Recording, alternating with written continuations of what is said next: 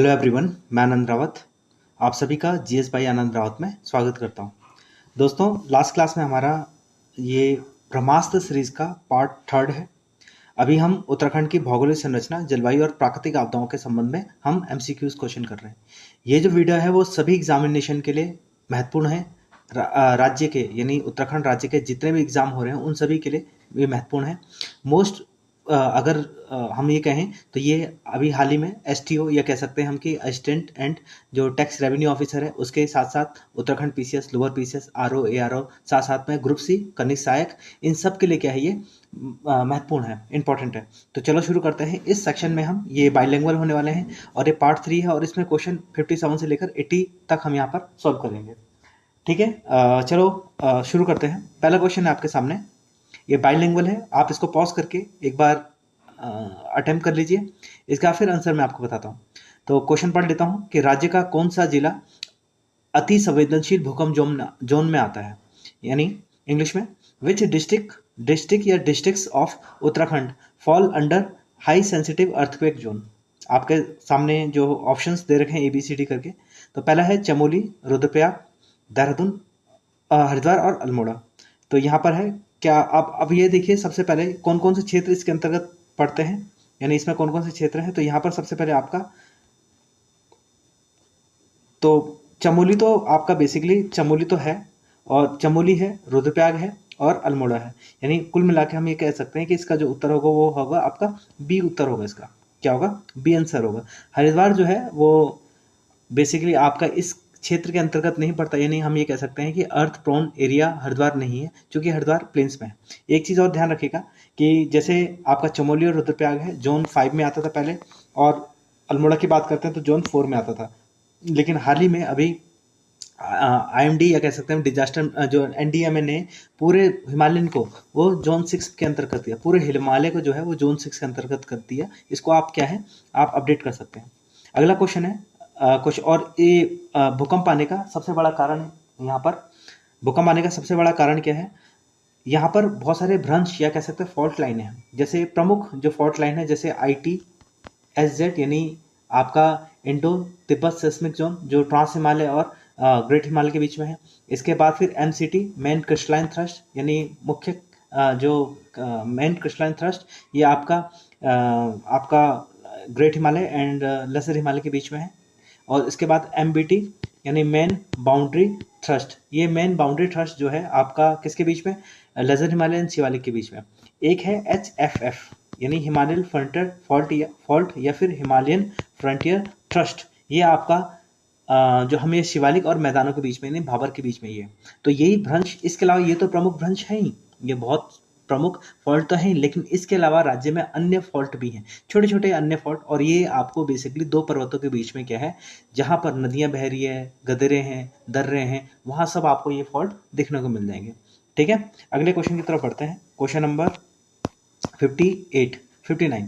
तो question number 59 है, match the colon है। और अब एग्जाम में जो है ज़्यादातर मैच द कॉलन आ रहे हैं, तो आप उसी के हिसाब से देख लीजिएगा। तो ये कुछ दर्रे दे रखे हैं, तो दर्रे और इसको मैच कर रहे हैं, दर्रों को जो पासेस हैं इन पासेस को मैच करना है। तो पहला जो है आपका दे रखा है, तो श्रीकंठ जो है बहुत फेमस है, आपने पढ़ी रखा होगा। और ये उत्तराखंड और हिमाचल प्रदेश के बीच में है। यानी कुल मिला के अगर ऑप्शन के हिसाब से देखें तो ए का बी, तो ए का बी है, तो यानी इसका मतलब सिंपल सा आपका जो है ये आंसर जो है वो आपका ए आ गया। इसके बाद लास्पा देखते हैं। लास्पा आपका पिथौरागढ़ और चंपावत के बीच में है। नेलंग जो है ये आपका उत्तरकाशी में सुना होगा आपने, तो नेलंग जो है आपका उत्तरकाशी और तिब्बत के बीच में है। सुंदरडूंगा चमोली और बागेश्वर के बीच में है। ठीक है, चमोली और बागेश्वर के बीच में। कमेंट करके बताइए मुझे कि चमोली और पिथौरागढ़ में कौन सा दर्रा है। चमोली और पिथौरागढ़ में कौन सा दर्रा है, इसको कमेंट में लिख के बताइए। अगला अगर बात करते हैं, एक चीज और है, ऑप्शन जो है, यानी कुल मिला के एक ऑप्शन और छोड़ गया था, श्रीकंठ, यानी बी का इसका ऑप्शन आंसर जो होगा वो डी होगा इसका आंसर। ठीक है, अगला क्वेश्चन नंबर 60 की बात करते हैं। तो बोला है राज्य में औसत वार्षिक वर्षा, यानी the average rainfall in Uttarakhand is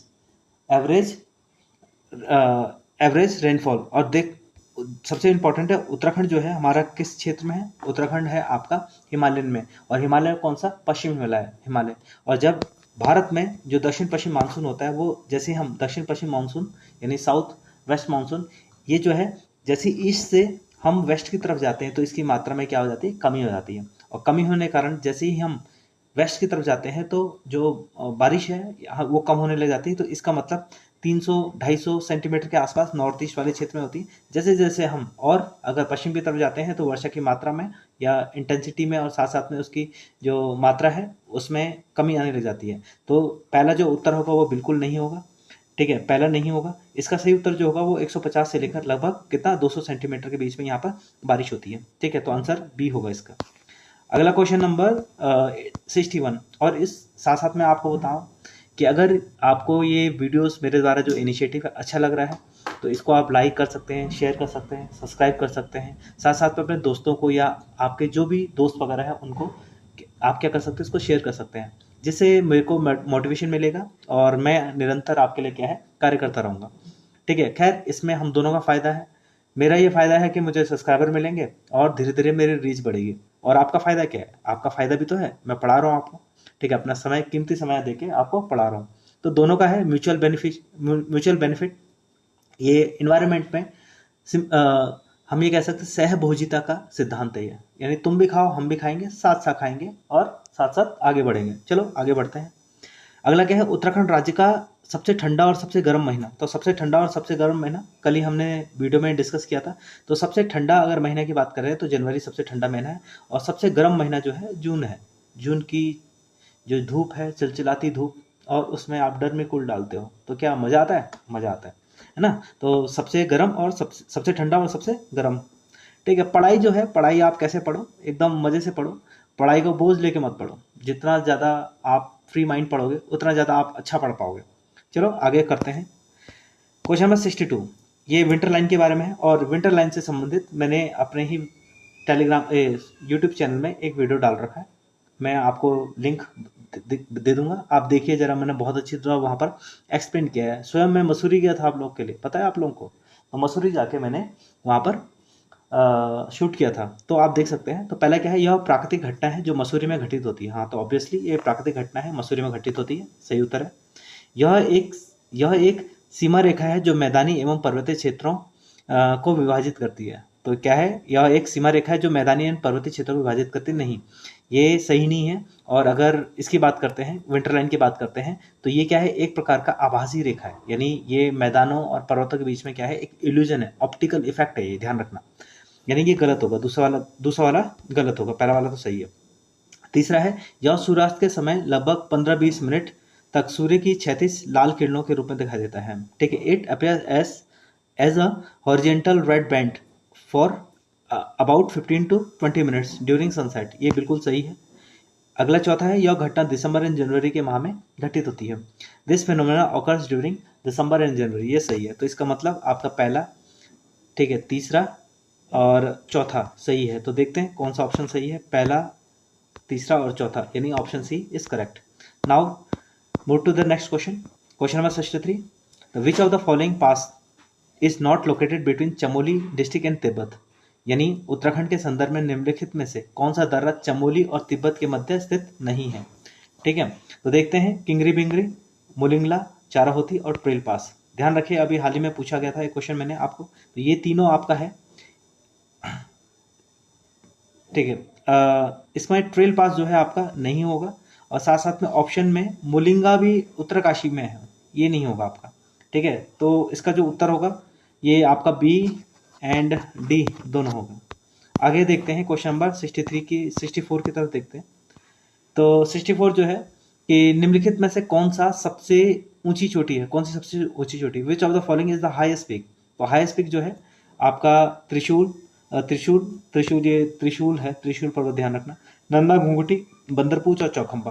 तो इसका सही उत्तर जो होगा वो आपका चौखंबा होगा, और चौखंबा की हाइट लगभग 7100 मीटर के आसपास है, यानी 7 किलोमीटर के आसपास इसकी हाइट है चौखंबा की। बाकी जो जितने भी पर्वत हैं आपका त्रिशूल जितने पर्वत है आपका चमोली में। एक चीज़ चमोली के बारे में ध्यान रखना, जितने भी पर्वत आपके चमोली में है, बड़े ऊंचे पर्वत चमोली में है, पहला। दूसरा सबसे इंपॉर्टेंट है कि जितनी झीलें हैं, मैक्सिमम झीलें चमोली में है, मैक्सिमम हिमनद चमोली में है, मैक्सिमम बुग्याल जो है वो चमोली में है। आप और एग्जाम में अगर आपको ऐसा लगे कि भाई ये मैंने पढ़ नहीं रखा, तो घबराएगा नहीं, आपने पढ़ रखा है। और कहाँ पढ़ रखा है ये आपका चमोली में है। अगर जहाँ ऐसा लगता है आपने पढ़ रखा है तो टिक मार के, अगर तुक्का लगाना है तो चमोली लगा के आ जाओ, ठीक है। अगला है क्वेश्चन नंबर 65 की तरफ देखते हैं। तो क्वेश्चन नंबर 65 है, राज्य के कितने जिलों में हिमाच्छादित जलवायु पाई जाती है, यानी in which districts of Uttarakhand is the snow covered glacier climate found. ठीक है, तो कौन कौन से जिले में है, तो आप यहाँ देखो एलिमिनेट कर सकते हो, सिंपल सा एलिमिनेट क्या कर सकते हो आप, देखो यहाँ पर हरिद्वार तो है नहीं, तो हरिद्वार को हटा के बाकी हटा, सावन की घटा और हरिद्वार हटा, और इसके अलावा क्या है, पहला तीसरा और चौथा, यानी पहला तीसरा और चौथा, ये आपका डी जो है वो सही उत्तर होगा, डी सही उत्तर होगा, ध्यान रखिएगा, ठीक है। अगला जो है क्वेश्चन है, ये फिर मेजर ऑफ कॉलन वाला है। इसमें सिंपल वर्षा के बारे में पूछा है। तो मैंने आपको कल ही बताया था कि जैसे हिमालय, अगर उत्तराखंड की बात करें तो उत्तराखंड में जब हम कहाँ से, उत्तराखंड में जब हम ईस्ट टू वेस्ट जाते हैं तो वर्षा की मात्रा में कमी आती है, जब साउथ टू नॉर्थ जाते हैं तब वर्षा की मात्रा में कमी आती है। लेकिन अगर टेक्निकली देखें तो north to south to north की अगर जा रहे हैं, तो साउथ और नॉर्थ में जा रहे हैं, तो पहले अगर नॉर्थ की तरफ जाते हैं तो पहले वर्षा की मात्रा में बढ़ोतरी होती है और फिर कमी होती है, ध्यान रखना, ये चीज़ आप ध्यान रखिएगा बस, ठीक है। पहले बढ़ोतरी होती है फिर कमी होती है। पहला देखो वृहद हिमालय क्षेत्र में, तो यहाँ पर सबसे कम अगर वर्षा कहीं होगी तो वृहद हिमालय क्षेत्र में होगी। तो वृहद हिमालय क्षेत्र यानी आपका हाँ, वृहद हिमालय क्षेत्र यानी 40 से 80 सेंटीमीटर वृहद हिमालय क्षेत्र में होती है। दूसरे नंबर पर सबसे कम वर्षा जो है आपका मिडिल हिमालय में, या हम कह सकते हैं मध्य हिमालय में होती है, तो इसका 1 होगा, यानी कुल मिला के ए का 2 और बी का 1, तो आंसर या तो ए होगा या तो सी होगा। और सी देख लेते हैं, शिवालिक जो है वो 200 सेंटीमीटर से अधिक यहाँ वर्षा होती है, तो इसका मतलब सी का एक होगा, तो इसका जो सी का 3 होगा, तो इसका आंसर है, इसका मतलब जो ऑप्शन है, correct option is a. So next correct option is a. अगला क्वेश्चन नंबर 67। क्वेश्चन नंबर 67 कह रहा है कि उत्तराखंड राज्य का अक्षांश एवं देशांतर विस्तार क्रमशः कितना है। What is the latitudinal and longitudinal extent of Uttarakhand respectively. तो the options are given below. First, इसका सही ऑप्शन आप अटेम्प्ट कर लीजिए, और मैं ये पहले भी करा रखा था, और ये सही उत्तर जो होगा उसका 2 डिग्री 44 मिनट और 3 डिग्री 28 मिनट। तो मैंने आपको बताया था जो हमारा लैटिट्यूड्स है, लैटिट्यूड्स का मतलब होता है अक्षांश, यानी जो रेखाएं लेटी हुई हैं उनको लैटिट्यूड्स, और जो रेखाएं खड़ी हैं उनको देशांतर यानी लॉन्गिट्यूड्स कहते हैं। तो इसका जो डिस्टेंस है, या कह सकते हैं डिस्टेंस, ये बीच का डिस्टेंस, ये आपका कम है लैटिट्यूड्स। लॉन्गिट्यूड्स आपको जो है वो आपको ज़्यादा दिख रहा है, तो आप यहाँ से भी क्या कर सकते हैं, एलिमिनेट कर सकते हैं, ठीक है। तो करेक्ट ऑप्शन इज डी। अगला है क्वेश्चन नंबर 68। तो 68 कह रहा है कि उत्तराखंड की अवस्थिति हिमालय के संदर्भ में, यानी Uttarakhand is located in which part of the Himalaya. अब इसको सिंपल आप समझ सकते हैं, रटने की जरूरत नहीं बिल्कुल। ये आप हिमालय की बात करते हैं, ये आपका हिमालय की बात करते हैं, तो ये आपका भारत है, और भारत के बाद थोड़ा सा पेन की दिक्कत है, लेकिन बहुत जल्द शॉर्ट हो जाएगी।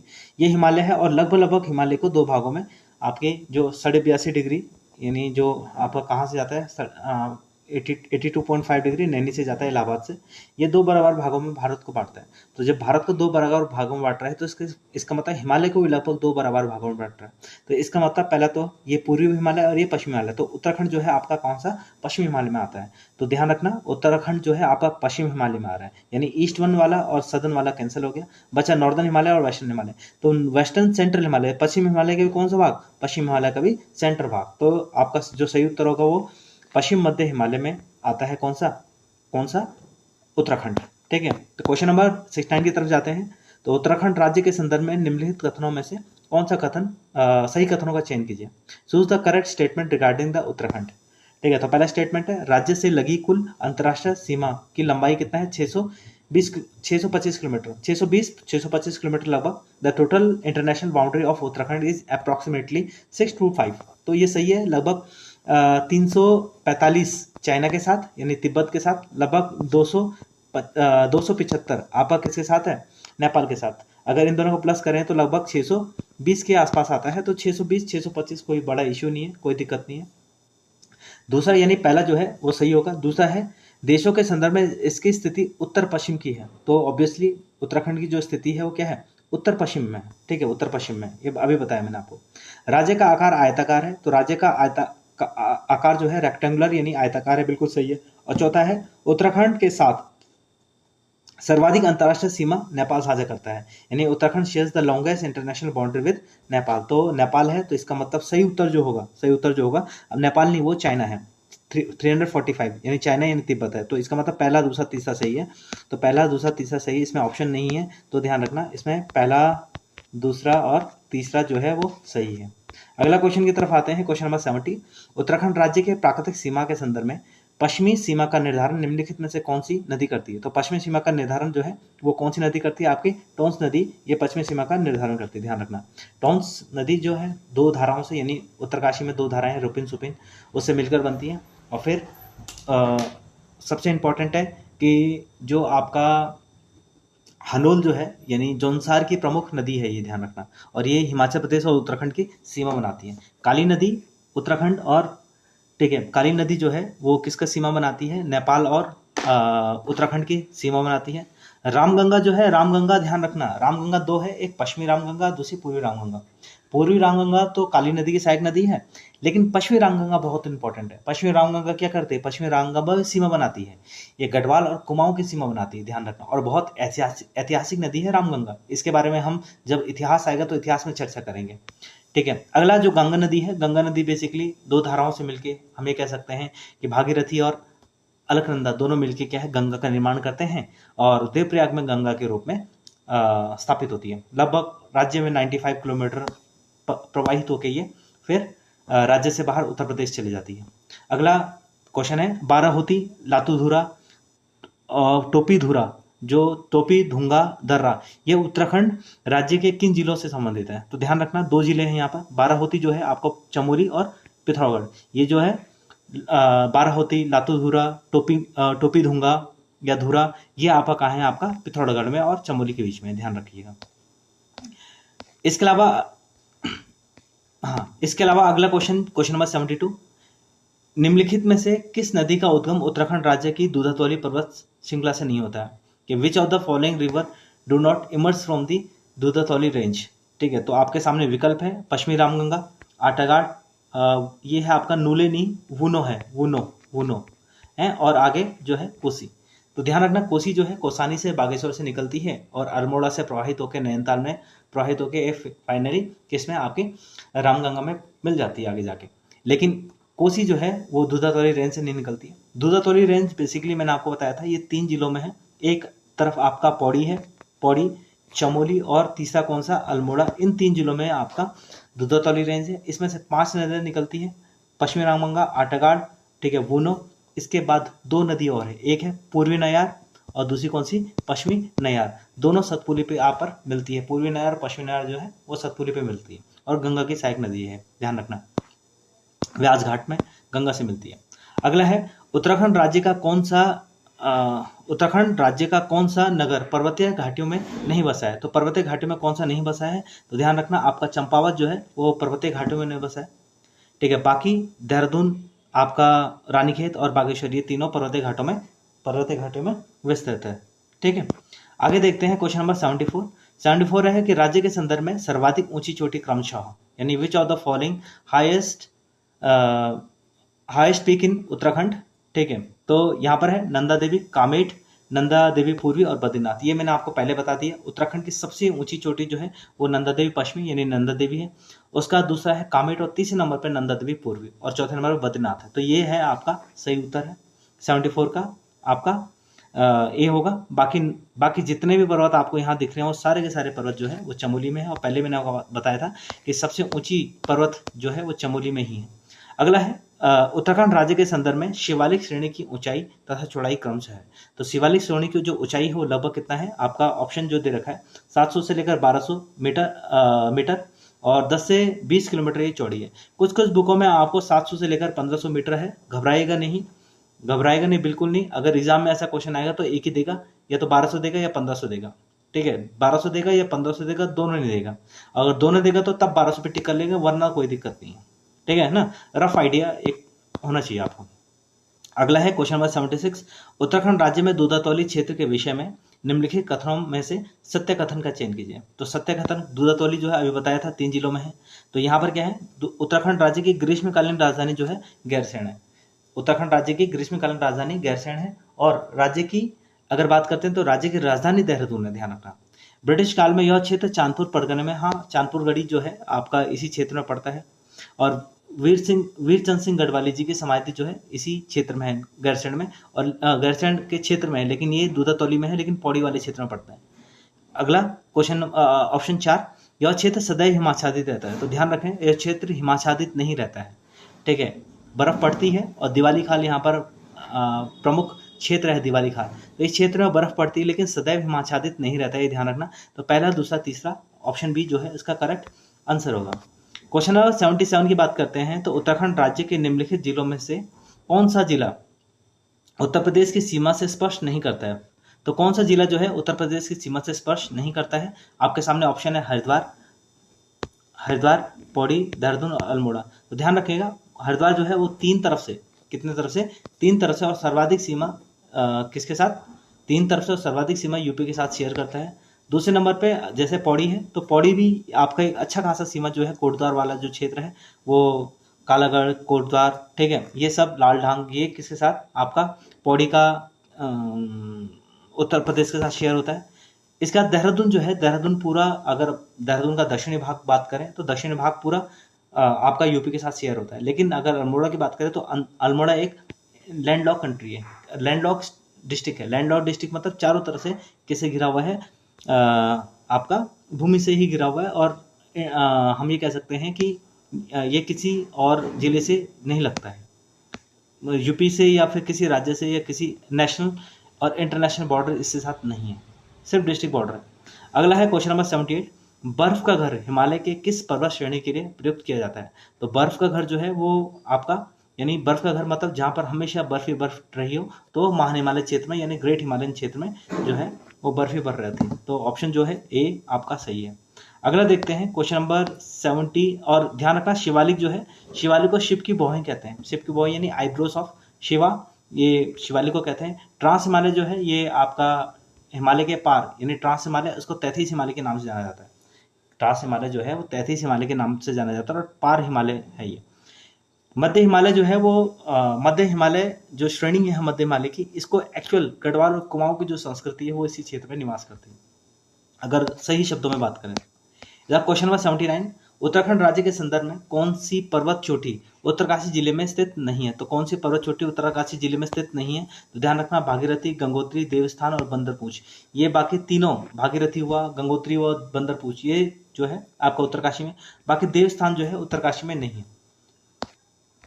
इसके बाद 80 क्वेश्चन, और ये आज का आखिरी क्वेश्चन है 80 क्वेश्चन।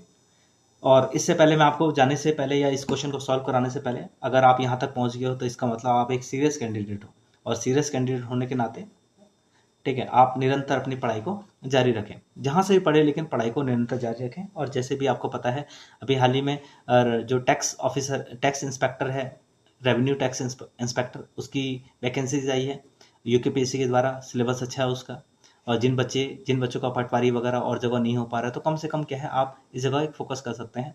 दूसरा अगर बात करते हैं कि यूकेपीएससी की बहुत जल्दी नोटिफिकेशन आने वाली है, तो अभी हाल ही में तो सरकार के द्वारा 63 पदों के लिए क्या है, आवेदन मांगे जाएंगे, लेकिन संभवतः ये 63 ना होके क्या है, ज़्यादा पोस्टें हो सकती हैं। तो अपनी तैयारी जो है निरंतर रखें, ठीक है। अगला है वृहत हिमालय के संदर्भ में निम्नलिखित कथनों में से सत्य कथन का चयन कीजिए।